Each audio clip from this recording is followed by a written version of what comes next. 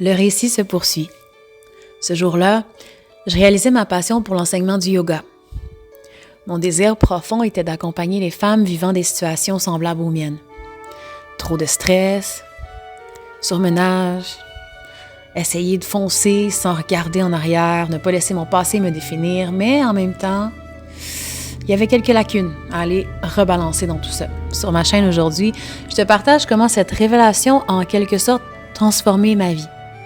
Rejoins-moi pour une pratique enrichissante et découvre comment aligner ta vie avec ta passion. C'est un rendez-vous.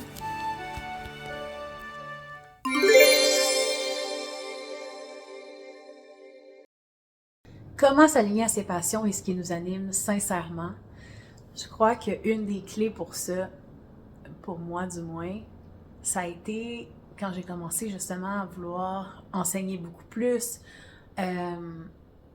Ça a été d'accepter que je voulais me mettre au service, donc que j'allais devoir oser dire non à certaines choses, puis que j'allais devoir me passer en priorité sur beaucoup de choses, parce que de me mettre au service des autres puis à enseigner le yoga, pour moi, ça voulait dire, OK, mais je fais une place précieuse pour ma pratique, parce qu'en fait, pour moi, un enseignant, c'est que tu peux juste transmettre ce que toi, tu as intégré. Parce que sinon, c'est que tu fais juste raconter des choses que tu as lues, mais tu ne l'auras jamais intégré, tu ne l'auras pas expérimenté, donc ça va donner quoi? Tu vas enseigner quoi? Tu vas enseigner des phrases que tu as lues de quelqu'un d'autre, mais dans le fond, est-ce que tu vas vraiment avoir compris, intégré ce message-là pour le transmettre, oui, à partir de la tradition, mais à partir de ta propre expérience, de façon authentique, de façon simple et directe. Donc, comment on se centre sur soi en s'offrant ce temps comme une discipline avec constance, parce qu'avoir du temps pour soi, c'est quelque chose qu'il faut mettre à son horaire, qu'il faut continuer à avoir comme intention, c'est quelque chose qu'il faut continuer à faire en constance, parce que, encore une fois, c'est facile de s'oublier, de se dire, bon, je me lève, j'ai ma routine, OK, mais là, ce matin, j'ai pas eu le temps parce que mon enfant est malade. Ou ce matin, j'ai pas eu le temps parce que hier, j'ai écouté trop mes émissions tard sur Netflix.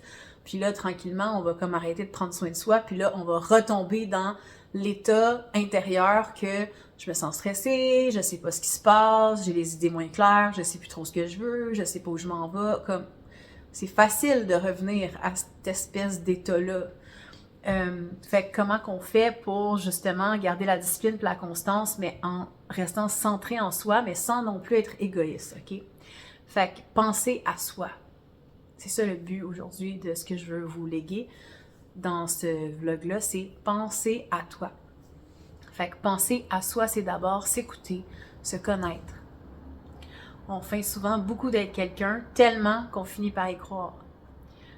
Par penser à soi, ça veut donc dire se reconnecter pour mieux comprendre ses envies, ses ambitions, ses peurs, ses limites, les appliquer au quotidien dans ses choix, ses actions. Pas question de se sacrifier à tout bout de champ.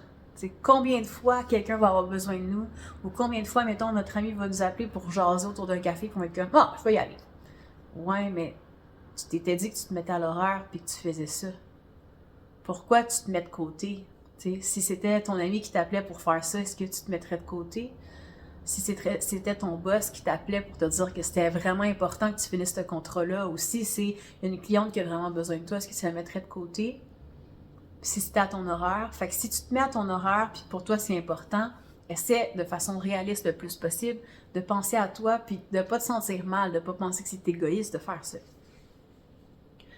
Donc, penser à soi ne veut pas dire être égoïste ou replier sur soi-même. Ça veut juste, c'est une quête de bien-être intérieur parce que toi, tu le sais, tu as compris, ou du moins tu as envie d'expérimenter que si tu vas chercher ça intérieurement, tu veux voir ce que ça va donner à l'extérieur.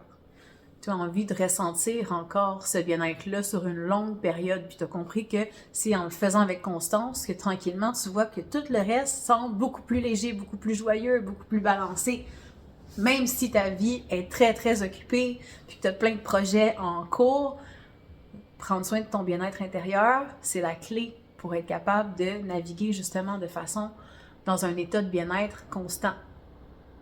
Penser à soi, c'est aussi dégager une prestance. Tu sais, on en parlait un peu dans le vlog du minimaliste, c'est je me donne ce temps-là, fait que quand je me présente aux gens, mais je suis disponible pour eux parce que je suis pas en train d'être avec quelqu'un, mais je l'écoute à moitié parce que j'ai pas pris mon temps pour moi, je me sens dépassée, je suis fatiguée, j'ai pas vraiment le goût d'être là, mais dans le fond, je veux pas faire fausse route à cette personne-là, fait que tu sais, je vais y aller parce que je le sais que cette personne-là veut que je sois là, c'est comme, ouais, mais si tu prends du temps pour toi d'abord, ta présence que tu vas pouvoir offrir aux gens après va être tellement différente et optimisée. Attends, j'avais mis un exemple ici. Si mon énergie est négative à cause de mes choix, que je suis stressée justement par une négligence envers moi-même, c'est que les autres vont le ressentir inconsciemment. C'est une spirale infernale de je ne me sens pas bien, mais je ne prends pas soin de moi. Les autres le sentent et en sont affectés et m'affectent à nouveau. Et ainsi de suite. Prendre soin de moi, c'est cultiver cette énergie positive et avoir un impact, plus positif sur ma vie, mais aussi sur mon entourage.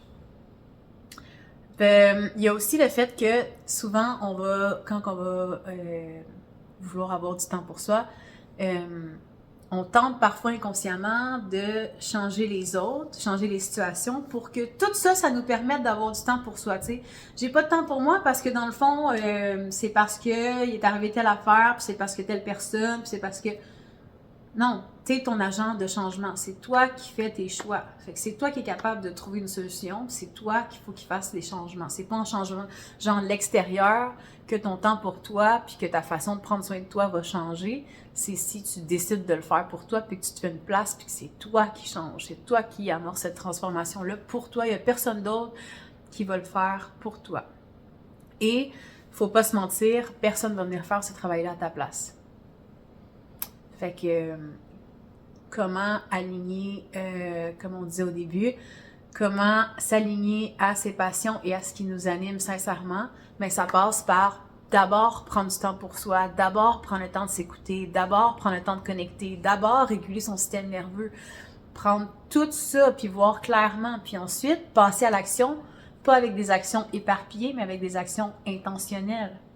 Penser à soi avant les autres, nos projets, ce qui nous tient vraiment à cœur, puis à partir de là, on va être tellement disposé à offrir ce qui est disponible aux autres, mais de façon beaucoup plus intentionnelle, beaucoup plus posée, avec beaucoup plus de sens. On va être plus là pour les autres parce qu'on va se sentir accompli, on va se sentir bien.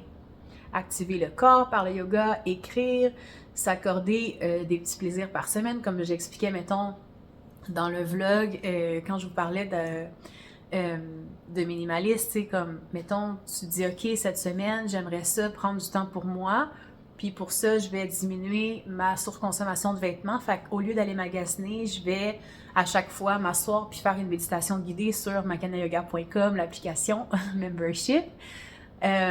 Pourquoi pas, tu sais?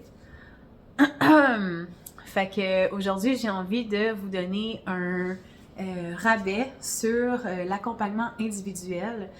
J'ai des forfaits d'accompagnement individuel mensuels et je vous invite aujourd'hui à prendre un appel avec moi, mais aussi pour tous ceux qui vont réserver un rendez-vous avec moi dans la prochaine semaine, je vais vous offrir un 40% de rabais si vous prenez un abonnement mensuel avec moi. Donc, dans le fond, c'est une série de rendez-vous qu'on va faire ensemble pour pouvoir justement voir à partir de la zone jour 1, comment tu peux aligner ta vie en ce moment avec quelque chose qui fait plus de sens pour toi, que ce soit au niveau personnel et ou professionnel et ou autre. On regarde c'est quoi tes objectifs, c'est quoi qui semble bloqué en ce moment, puis comment on pourrait se rendre là. Moi, je vais vraiment observer ça avec toi, que ce soit ta nutrition, que ce soit ta façon que tu as de prendre soin de toi par le mouvement, par les respirations, par toutes les techniques du yoga de l'art de vivre qu'on a parlé précédemment et plus encore. On va aller voir c'est quoi tes patterns d'auto-sabotage et tout ça. Fait que si tu as vraiment envie de repartir l'année avec beaucoup plus de clarté, beaucoup plus d'alignement, avec une routine simple mais adaptée à tes besoins, que tu as certains objectifs que tu veux atteindre et surtout gérer ton stress, ça pourrait en être un qui soit quand même assez intéressant.